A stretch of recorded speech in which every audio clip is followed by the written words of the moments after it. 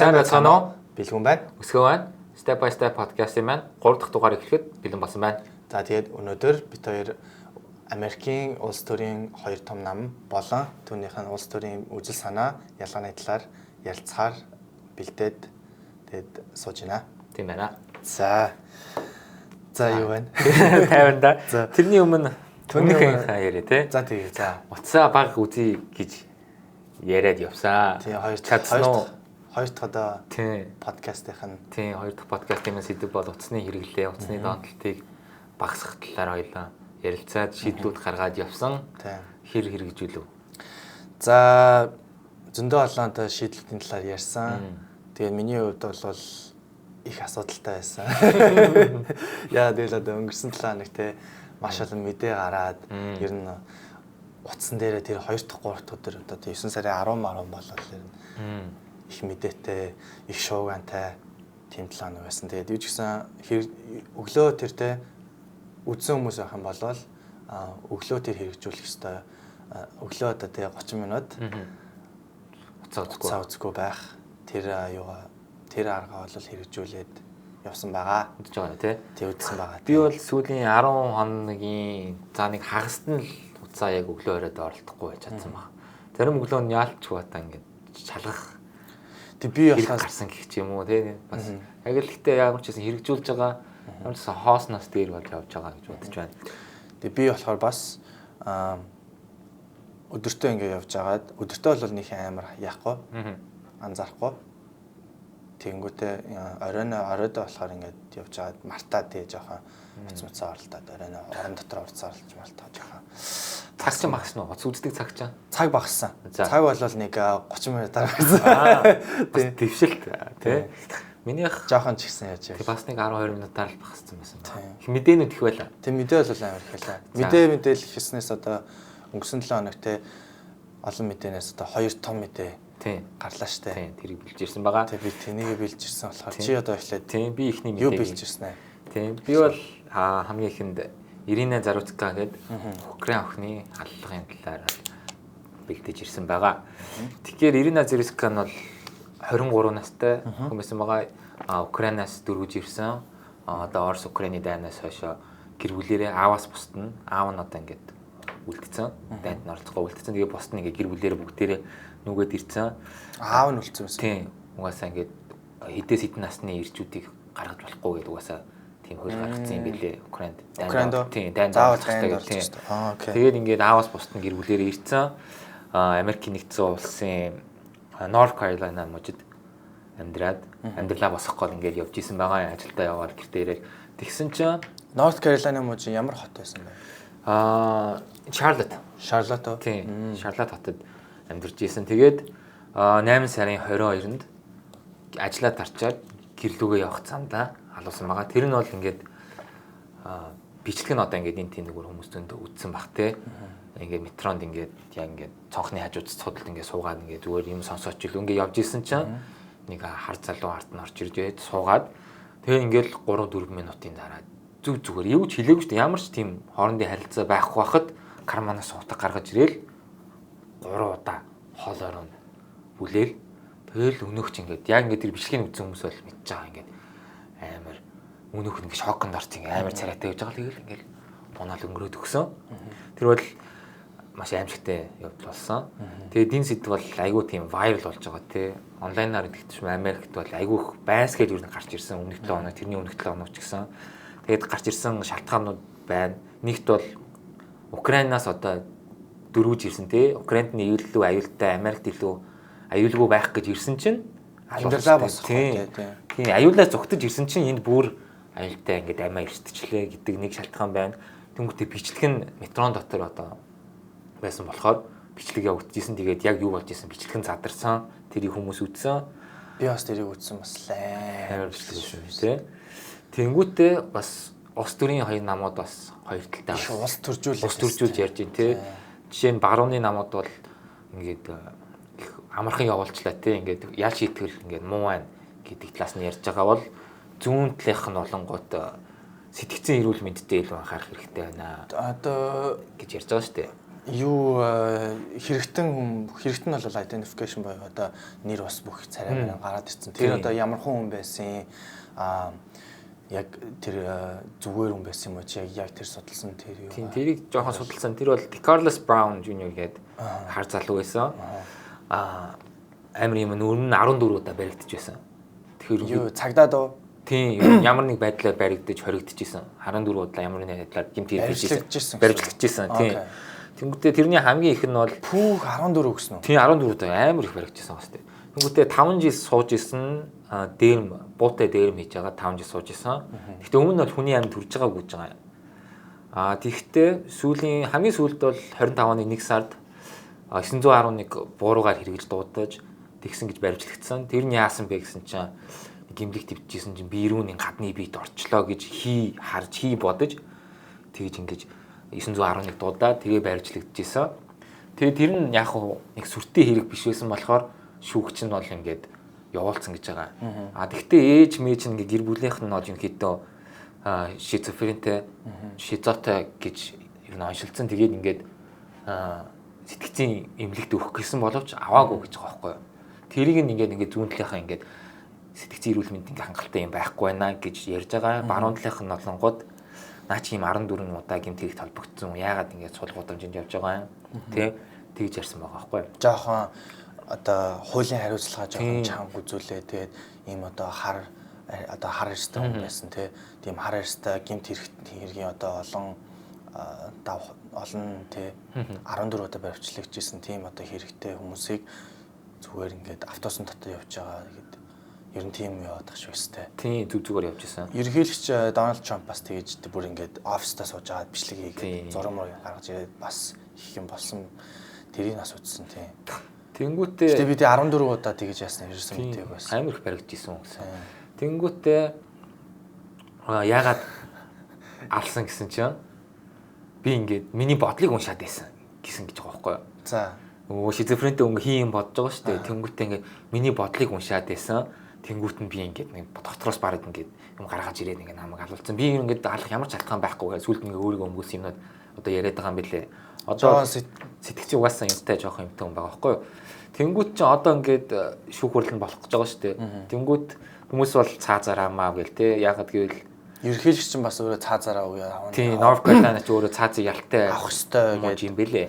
Баг би тушааж юм баг тиймэрхүү хавьд төвчсөн. Тэнгүүт чинь бас Америкийн бас нэг юу чаа хэрвээ тийм сэтгцэн ирүүл биш бол цаазаар авдаггүй шүү дээ. Ягаад гэвэл юм бодох чадваргүй те өөрийгөө өдөрдох чадваргүй хүн байна гэнгүүтээ ингээд сэтгцэн юм төрөө явуулаад тэнд насаар хорчдаг шүү дээ.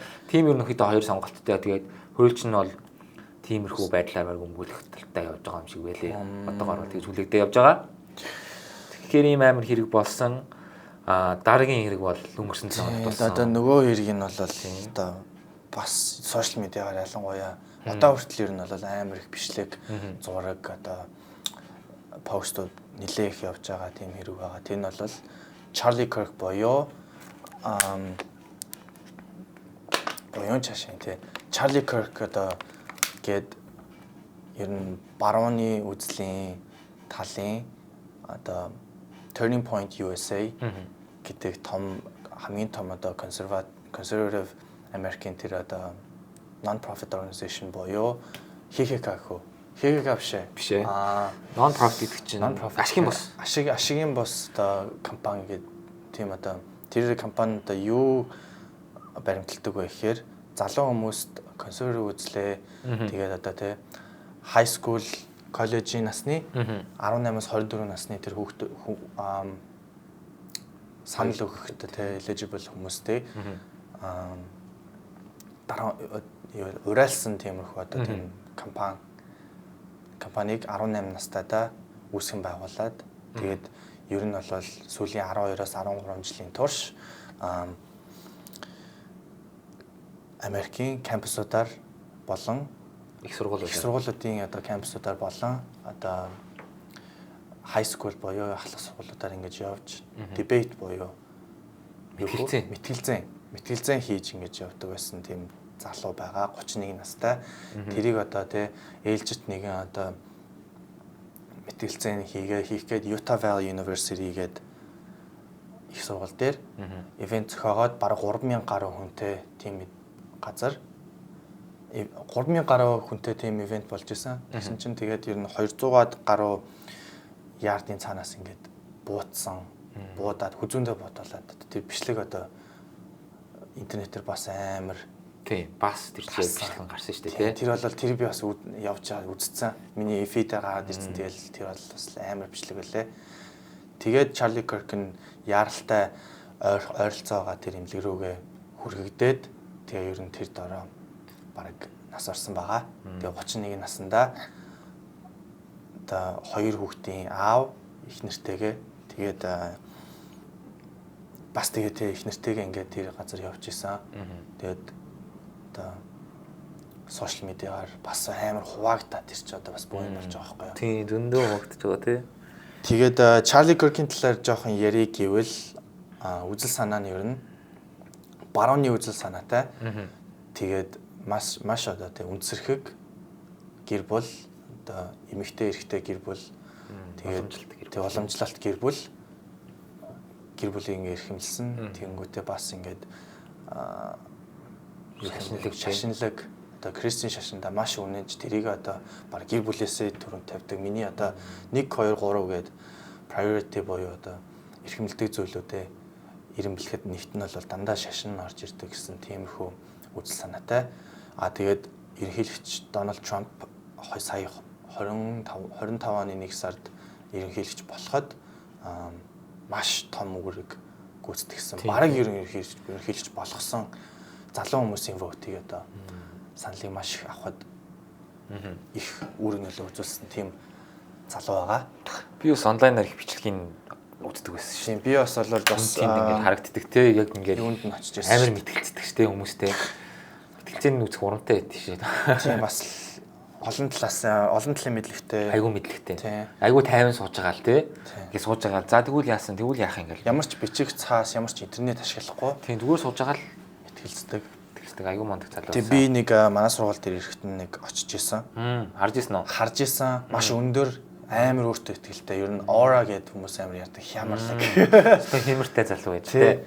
Тийм одоо залуу байсан. Тэрийг одоо алуурч нь болохоор одоо Tyler Robinson буюу одоо 22 настай шар тэгээд залуухан хүүхдтэйгээд 200-аад ярд буюу одоо 180-аад метрийн зайнаас дээврээс яг ингээд байсан газар сууж исэн газраас нь яг ингээд өсөлтөлтэйсэн дээврээс ганц буудаа тэгээд алсан. Тэгээд тэр чи одоо бөө юм болоод тэнд чинь хайсан шүү дээ. 2 3 өдөр хайсан. FBI оролцсон байлээ. FBI оролцоод хайгаад тэгээд $100,000 шагналтай тийм одоо bounty биш юм те. Олсон үнд мэдээлэл өгсөн. Тийм мэдээлэл өгсөн үнд нь $100,000 одоо шагнал өгнө шүү гэдэг. Тэгэхэд бол surprisingly боёо одоо те гайхмаар яаж олцсон бэ гэвэл аав нь өөрийнх нь Tyler Robinson-ы аав нь маргааш нь хүүхдээсээ ер нь хүүхдээ тэр одоо бичлэг гараад явахт нь сэжигч нь ингээд зарласан шүү дээ тий. Цаанаасаа бичлэг гаргахад одоо миний хүүхд тэгээ одоо амар адилхан харагдаад гисэн. Тэгэнгүүтээ хүүхдээсээ энэ чи энэ мөн үү гэд гайхаа асуусан чинь би тэгсэн. Гэт тэгсэн чинь ер нь аав нь тэр дор нь барьж аваад дуудаад тэгээд ер нь аав нь бол turn in хийсэн байгаа хүүхдээ. Тэгээд ятгсан гэсэн шүү дээ. Өөрийгөө ингээд цагдаа нарт очиод тийм өөрийгөө хүлээгээд өчгөө гэж ятгсан гэж хэлээ шүү дээ. Тийм тэгээд ер нь бол гэр бүлийнх нь political view боёо үзэл санаа нь барууны талын боёо одоо тийм хиний Дональд Трамп одоо Republic намын MAGA одоо тийм гэр бүл байсан. Дэмжигчтэй. Тийм ер нь бол Charlie Kirk-тэйс санал нийлэх гэх юм уу. Тиймэрхүү гэр бүл байсан дааж тэгтээ хүүхэд нь сүүлийн үед одоо их political одоо тийм сэдврүү амирх interested болоод их дурлсан гэсэн үг шүү дээ тий. Дурлаад тэгээд ер нь тэрэндээ их орогцсон юм уу яасан тэгэл бас хүн ална гэдэг чинь бас тэгээд бас мэдэхгүй юм даа. Амар хэрэг тийм хоёр хэрэг болсон байгаа тий. Тийм байна. Тий. Тэгэхээр өмнө л илэрхийлж байна. Амжилттай хэрэг болсон. Тэгэхээр хоёулаа тэрийг бас амар улс угаасаа нөгөө хоёр талтай яалчгүй амар улс төрийн тийм сэдв болгож ашиглаж яаж байгаа болохоор одоо ер нь бол хараад ахны 20-с ер нь 20-с дээш насны одоо коллежийн насны буюу коллежийн их сургуулийн насны буюу их сургуулиас дөнгөж гарсан залуу адуултууд нас төрсэн хүмүүс маш их одоо улс төрийн талаар ярьж өөрсдийнхөө үзэл санааг илэрхийлж тэгэж одоо ярьдаг болсон байгаа. Одоо монголчууд ч гэсэн бас улс төрийн оролцоотой болсон залуучууд те. Тэгэхээр одоо сошиал медиа гэж одоо ер нь бол улс төржүүлэхгүй байгаа юм бараг байхгүй шүү дээ. Өчигдөр жишээ нь Jimmy Kimmel бас Charlie Kirk-ийн талаар ярьж байгаад шоу late night show одоо бараг 20-30 жил хийж байгаа юугаа болов хаалгачлаа. Тийм гэсэн тийм. Тэгээ одоо тэгэл тэрний талаар бас ярил. Тийм. Тэгээд Charlie Kirk-ийн талаар ярьсан. Тэгээ ер нь бол бас нийтлийг жоохон баримталж ярьсан. Гэдэгт надад тэр production тэр Jimmy Fallon ч угаа Jimmy Fallon биш ээ. Jimmy Kimmel ч өөрөө бас зүүнний ер нь тийм бас тийм шүү дээ. Jimmy Fallon ч Jimmy Kimmel ч тэр хоёулаа жоохон аль нь ч гэсэн тийм бүгдээрээ жоохон зүүнний үзэл бодолтой хүмүүс. Тэгэхээр хоёулаа ингээд баруун зүүн гэж яриад байгаа шүү дээ.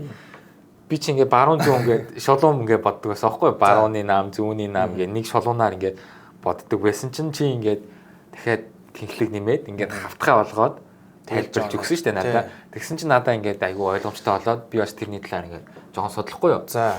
Тэгсэн чинь ингээд тэнхлэгийг бол янз янзаар сонгож болдго юм байлээ. Ингээд улс төр, шашин, эдийн засгаар нь ингээд тэнхлүүдийг 3D, 4D ингээд өөр яриад байж болно. А тэгтээ чиний надад анх тайлбарсан эдийн засгийн баруун зүүн тэгмүү засгийн газрын оролцоо их бага тий. За нэмж танилцуулах юм бол эдийн засгийн баруун гэхээр right wing одоо left wing дээд доод тэнхлэх нь болонгууд одоо төрийн оролцоо их authoritarian буюу баг дарангуйл тий доошлох тусмаа одоо libertarian буюу libertarian тулчгаар юу болт юм болов? Libertarian тулахаар ямар ч төр байхгүй бүр extreme libertarian болох юм бол ер нь төр ерөөсөө байхгүй. Тэгэл ер нь ингээл одоо чулуун зэвсэг юу гэж байгаа одоо тэгэл аль хүчтэй нь ягаал тэгэл бөөнөрөө ингээд тийм тогтолцоо тогтолцоогүй болоо тэгээд тэгэхээр бас аль ер нь альч юу экстрим бол буруу те туйлширсан юм бол аль нь буруу болж байгаа хгүй. Жишээ нь хоёлаа туйлширсан хүмүүсийг түүхийг ярих юм бол те одоо ингээд дөрвөн тэнхлэхээ бодоод за ингээд 1 2 3 дугаар квадрант гэх би ч нэг тоогоор надад бүр ингээд тоо амар гоё орж ирж байгаа байхгүй ингээд координат хавтгай орж ирлээ 1 2 3 4 гэдээ орж ирлээ тэнгуут ингээд зүүн дээд буюу те authoritarian диктатур одоо тэнгуут зүүн тишээ гингүүт чинь одоо Совет те одоо коммунизм те социалист орсон шүү дээ. Орс байна. Тэнгүүт Мао Цзэдун те Цэцэрээн Мао Цзэдун хятадууд байна те тэр үеийн коммунист тийм юм болгонд ингээ хүн болгонд тэгш байх хэвээр тэгсэн мөртөө улс төрн ингэж айгүй ингээ бүх юм дарамгуул дэрдэг бүх юм ингэж баг хувааж өгдөг. Монгол ч гэсэн ингээд бүх малыг ингэж хурааж ангуутай тарааж марааж өгöd идэг. Тэр чинь бол одоо нийтийн одоо өмч гэж одоо яг тийм бүх юм нийтийн өмч болох чинь одоо төөршилсэн зүүнний болчихж байгаа тэнгүүтээ дарангуулчаар ингээд зүүн дээд болчихж байгаа. А баруун дээд болонгууд одоо классик юм бол Наци, Хитлер тий. Тэнгүүт чинь тэрийг янз янзаар л илэрхийлж болдсон байлээ. Одоогийн улсуудыг бас ганц хоёр явах юм бол мэдээж хойд солонгос зүүн дээд орж байгаа тий. Дарангуулагч бүх юм яадаг бас социалист гэсэн. Социалист тий. Тэнгүүтээ хятад ингээд жоохон доошлдог, жоохон дарангуултай шүү дээ. Тий одоо ингээд ганцлал хүн бас Ши Жинпингийн ганцлал хүн удирдах чинь тэгээд эдийн засгийн жоохон чөлөөтэй боловч бас барьцдаг те ингээд хамаагүй ингээд давраадгүй ингээд дайчуудаа бадцдаг те ингээд засгийн газар нь тэгэхээр бас жоохон ингээд юу байгаа хгүй эдийн засгийн бадцдаг тэгээ Орс байна Орс ч бас одоо Путиний ингээд нэг хүний дарангуулд authoritarian орчод байгаа шүү дээ те тэгээд ингээд явгууд би бол Америкийг жоохон ингээд баруун талтай жоохон чөлөөт эдийн засгтай капиталист тэнгүүтээ тэгтээ яг дээр доотлохоо бол баг жоохон центр гэж бодож байна. Яг тийм дарангуйл байгаад ах юм байхгүй. Ерөнхийлөгчөө мэдээж байнга сольж байгаа. Нэг тийм либертариан яг жоохон либертар байж магадгүй. Юу нөгөө либертариан тийм. Нөгөө одоо улсуудаа харьцуулах юм бол арай жоохон баруун талтай байна гэж бодоод байгаа юм. Тийм. Тэгэхээр Америкийн одоо яг либертар гэж соёлоо ярьсан шүү дээ. Тэрэн дээр одоо либертар одоо юг либертар тэр үзэл бодлыг ингээд хэрэгжүүлж байгаа ямар улс байгаа? Аргентин. Аргентины Хавьер Милей гэдэг шинэ ерөнхийлөгчтэй болсон шүү дээ. Тэр чин гарч ирэнгүүтээ л эдийн засгийг сайжруулахын тулд шууд хөрөө бариад тийм том хөрөө одоо төрөө одоо ингээл яагаад нь штэ. Тийм. Хөрөөлөд тийм багсгаад ийш штэ. Тэр нөгөө баахан департамент юунууд юу штэ. Улс төрийнхөө яамнуудыг жижиглээд амар цөөхөн болгоод ингээд тэгт тусам эдийн засаг нь аягүй сайжирч байгаа л гэж байгаа. Тийм ер нь Аргентин ч амар тогтворгүй эдийн засагтай байдаг байсан гэж ер нь бол түүхийн турш одоо тийм эдийн засаг нь одоо маш тогтворгүй инфляц нь одоо жишээ нь зарим үедээ дажгүй гараад зарим үедээ бүр хасах инфляцтай гарч мараа зарим үедээ бүр амар инфляцтай гарч мараа тийм тэгэхэд одоо ер нь бол жоохон тогтвортой болоод байна гэдэг одоо бүх улсуудын одоо консерватив дээрээс нь либертар үзлийг ингээ баримталдаг хүмүүс Хавьер Милейг бол маш дэмжиж зөв зүйл хийж ийнэ гэж. Тэгээд тэр нь одоо бас статистик югаараа инфляц одоо тий төрийн тогтолцоо одоо тэр GDP одоо дотоодын нийт бүтээгдэхүүн тэр мөрөөр одоо average хүний амьдралынхаа тэр тоогоороо нотлогдчихлаа л та бас тий. За тэгэхээр Америк бол хоёр том намтай. Тий. Тэнгүүт баруун зүүн гэдэг ярьдагтэй хуваагдсан тэнгүүтээ Democratic гарчсан нам нь зүүн талтай Republic буюу бүгд найрамдах тал нь баруун талтай гэж явж байгаа. Гэтэ бас зүүн дээд талд хоёулаа жоохон централ талдаа гэж бодож байна. Тийм. Тэгэхээр чи бүгд найрамдах буюу Republican намын талаар жоохон ярилцуулаач. За бүгд найрамдах буюу Republic нам нь барууны үзлээ баримталсан. Тэгэхээр одоо барууны үзлээ баримталсан гэхээр тэг ширх гэж авсан. Liberal government те. Барууны үзлээ баримталсан гэхээр одоо liberal government буюу төрөө ингээд төрөө олцоо бага байлгая. Одоо тэгээ бас traditional те үнэт зүйлсээ те улсынхаа үнэт зүйлсийг одоо хадгалж үлдээ. Тэгээд одоо хилээ бас ингээд жоохон чангатгая гэсэн тиймэрхүү үзэл баримталтай тийм нам байгаа. Одоо бол төр барьж байгаа.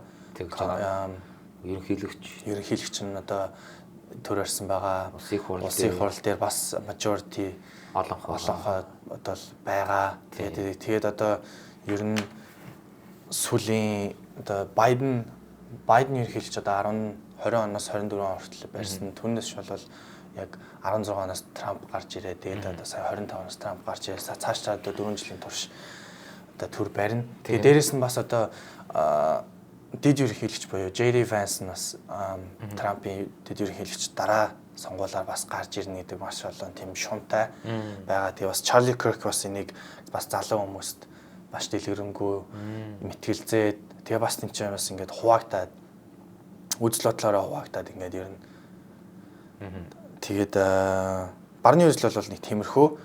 Тэгээд зүүнний үзлийн талаар чи одоо ярил. Барны үзлийн талаар ярих юм бол бас түүхийн ярих юм бол 1800-аад оны сүүлээр хамгийн анхны Republican бүгд найрамдах намын ерөнхийлөгчөөр Abraham Lincoln ингэж гарч ирээд тэгээ яаж анх гарч ирээд үзэл бодол нь ямар байсан бэ гэхээр энэ харууд буюу одоо тэр үед боолчлолын одоо тийм нийгэмтэй байсан шүү дээ тийм боолчлоо одоо болио. Тэгээ энэ боолчлоо болоод одоо энийг одоо хар хүмүүсийн одоо тий эрхийг ингээ хамгаалж үлдсэн тэрэн дээрээ ингээ бас ингээ хуваагдаад тэр талтаа ингэж бас гарч ирээ тэгэнгүүтээ одоо иргэний дайн болоо тий тэрэн дээр одоо ялаад тэр ч одоо 200 хүрэхгүй 100 гаруй жилийн өмнө одоо биш үү тий тэгэхэд бол бас арай бас нөгөө өөр гэх юм уу өөр одоо нөгөө талынхаа үзэл баримтлалыг одоо тий баримтлсан тим нам байж байгаад одоо ер нь сүүлийн 50-60 жилийн хугацаанд бол жоохон шилжилт хийгээд тэгээ одоо яг ингээ conservative барууныхаа талыг баримталсан тийм одоо нам байгаа. Тэгээ одоо чи бас одоо зүүн талынхаа намыг ярил. Тийм. Юу гэж бодож байна? Democratic гэж байгаа шүү дээ тий. Одоо Монголоор ардчилсан нам бол. Тийм, ардчилсан бол Америк болон дэлхийд ер нь үйл ажиллагаагаа явуулж байгаа. Зогсолтгүй явуулсан. Хамгийн удаан явуулж байгаа нам гэж байгаа. Тэгэхээр бараг 1700 оны сүүлээс 1800 оны эхнээс эхэлж явуулсан. Thomas Jefferson, James Madison гээд хоёр ерөнхийлөгч нь дараагийн ерөнхийлөгч болж исэн хоёр ерөнхийлөгч нь нийлээд байгуулж исэн нам гэж байгаа юм. Тэгэхээр Founding Fathers буюу одоо тэр Constitution-ийг бичсэн хүмүүсийн нэг шүү дээ. Тийм. Гэхдээ анх гарахтаа бол Democratic биш, Democratic Republic гэдэг нэртэй нам байсан юм билээ. Тэгээ яасан явцад сүүлд нэр нь өөрчлөгдсөн. Тэг бас үзэл санаач бас өөрчлөгдсөн юм шиг байна. Яг гэвэл анх эхлэхдээ бол ингээд малчид, аж ахуйчтай ингээд фармеруудыг дэмжихтэй ингээд бас жоохон барууны үзэлтэй ихсэн нам гэж байгаа юм. Бизнесээ одоо хувийн одоо тэр бизнес хувийн бизнесийг дэмжиж, тэмүүтээ засгийн газрын жижигхэн байлгахыг гэсэн бодолтой анх эхлүүлсэн. Тэр нь ингээд явж байгаа туушраад тэнгүүтээ боолуудыг чи ингээд сайн хэлсэн шүү дээ. Republic бол боолуудыг болиулъя гэж хэлсэн. Харин Democratic нам бол боолуудаа хадгалж үлдээ гэсэн илүү тийм урд зүгийн Southern Americanууд их нэг боолуудтай байсан шүү дээ. Тэд нар ингээд боолуудаа хадгалж үлдээ гэ тэдний эсрэг ингээд тэмцээд тэгээд чи ингээд Republicanууд ингээд Democratic хооронд ингээд дайн иргэний дайн болоод тэгээд ялагдаад тэнгүүтээ улс даяараа боолгүй болсон шүү дээ. Тийм одоо тэр чинь 13 дахь 14 дахь одоо amendment буюу одоо тэр үндсэн хуулийнхаа өөрчлөлт гэж яаж шүү дээ. Нэмэлт өөрчлөлт тэгээд үндсэн хууль constitution дээр ингэж нэмж оруулаад 13 билүү 14 билүү тэр чинь нөгөө slavery-г зогсоодог чи одоо боолчлыг зогсоодог 3 байх. Тийм. Тэгтээ шалгаараа хүмүүсээ.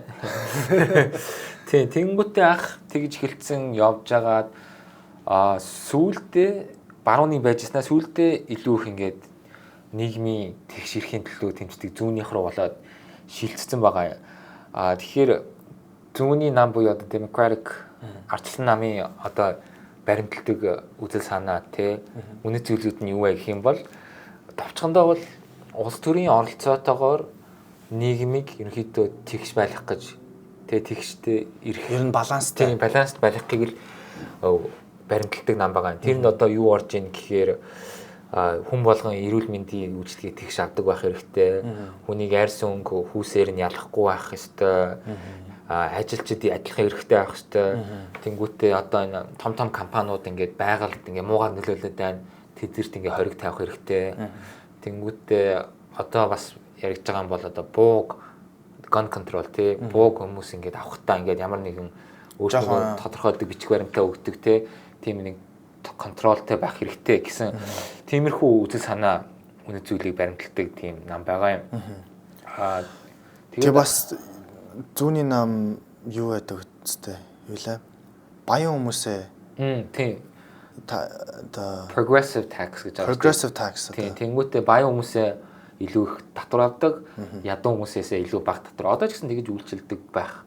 Ингээд tax bracket татварын юм ингээд юунууд өгдөө шүү дээ. Хэдээс хэдэн доллар авдаг бол хэдөө өгнө, хэдээс хэдөө өгдөг бол хэдөө өгнө гэдэг. Тэд нар чи яг ингээд ардчилсан нам засаг барьж явах үедээ хийсэн юмнуудынх нэг байгаа.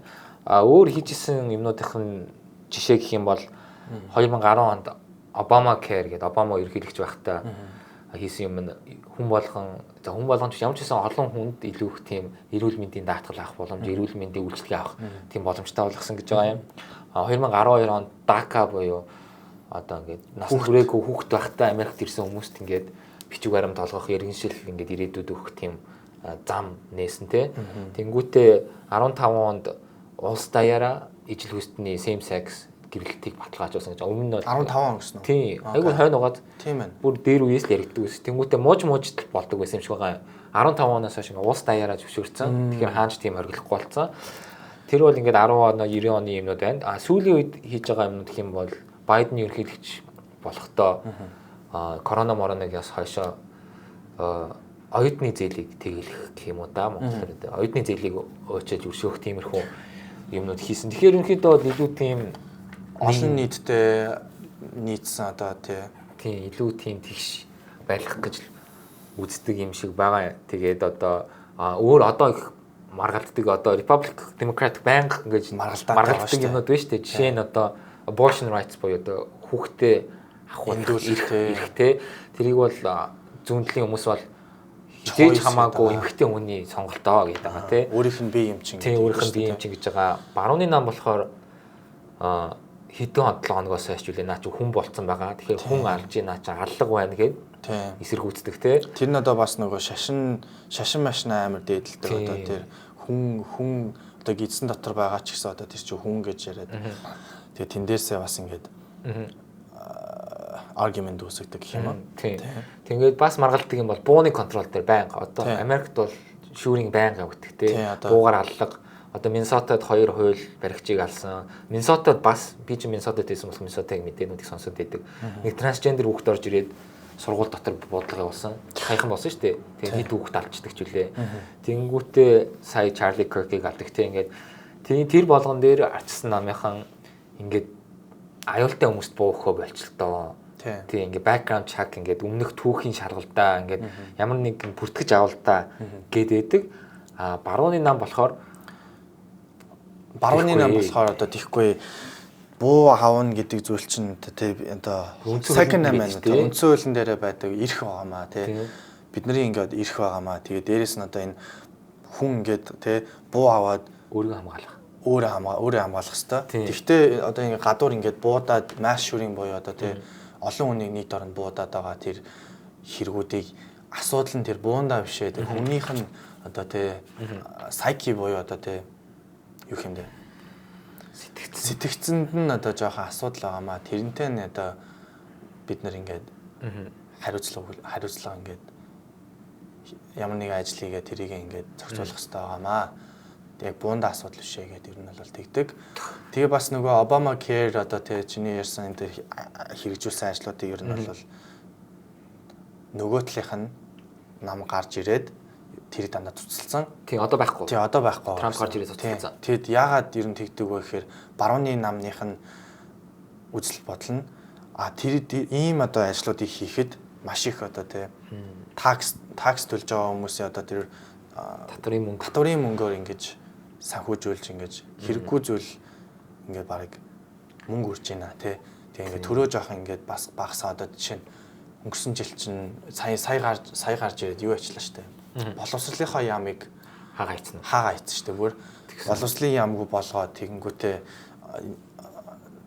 энэ тэнд одоо тий дэлхийд даяар ингээд тэр Байдны Biden administration одоо тэрийг ингээд хийсэн ажлууд одоо тэднэр бүгдээрийн цуцлаад government spending ер нь ингээд багасгая. Төрийн оролцоотой тэр хүн болгоны жижиг сажиг юмд оролцоо багасгая гэдэг ер нь бол хаагаад ер нь тэгээд Elon Musk ч явж өгсөн шүү дээ тийм шүү дээ. Догоож гээл шүү дээ. Хавийн юм чи хаагаад хэдэн сая доллар хэдэн тэрбум доллар эндээс олдоо гэж тэднүүд их гарсан. Тэрэн дээр зүрдэг цагаачлал дээр бас их зүрдэг. Тийм, цагаачлал дээр бол бас зүүннүүд бол цагаачдыг байх хэрэгтэй. Одоо хэлдэг юмнууд нь одоо ингээд хүний хийхгүй хараажлууд байна шүү дээ. Тэдрийг бол цагаачтаар хийх хэрэгтэй. Ингээд бас хүн амыг ингээд нэмэгдүүлэхэд цагаачд хэрэгтэй гэж зүүнтнүүд бол хэлдэг. Баруун талынхан болохоор тэг хилээ хай. Депортлыг одоо сайхан депортлж шүү дээ. Тийм одоо бүр болж шүү дээ. Тийм. Баруун талынхан тэр гаргыг гэдэг байгаа зүйлүүд нь болохоор яг медиа дээр бол гэмт хэрэгтнүүд ингээд маш ихээр орж ирж байна. Америкч одоо ингээд хамгийн том одоо эдийн засаг шүү дээ.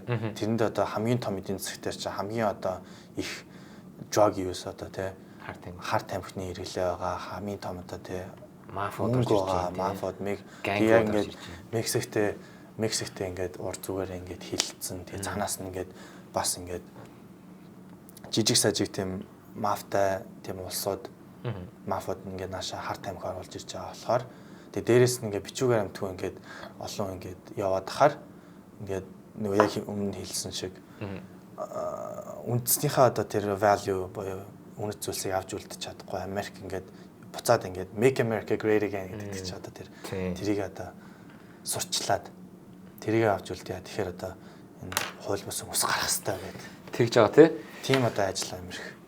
явагдаж байгаа тий. Өөр ялгаанууд одоо миний бодлоор гэх юм бол Democratic ардчилсан намд илүү их тийм хот хүрээ гэх юм одоо том хотууд юм уус те Chicago, New York, California одоо энэ можууд болон хотууд чинь бүгдээрээ Democratic хүмүүс шүү дээ. Их хүмүүс төвлөрсөн. Тэр төвлөрсөн дундаа цагаач их байдаг те. Нийгмийн цөөнх одоо шарууд одоо шарууд бид нар Азууд, Мексикод те тэд нар их голжлон амьдарч байгаа. Тийм амьдарч байгаа газруудад Democratic ардчилсан намууд илүү их одоо санал авдаг тий. Нөгөө талд болонгууд ч Америкийн бус хэсгүүдээр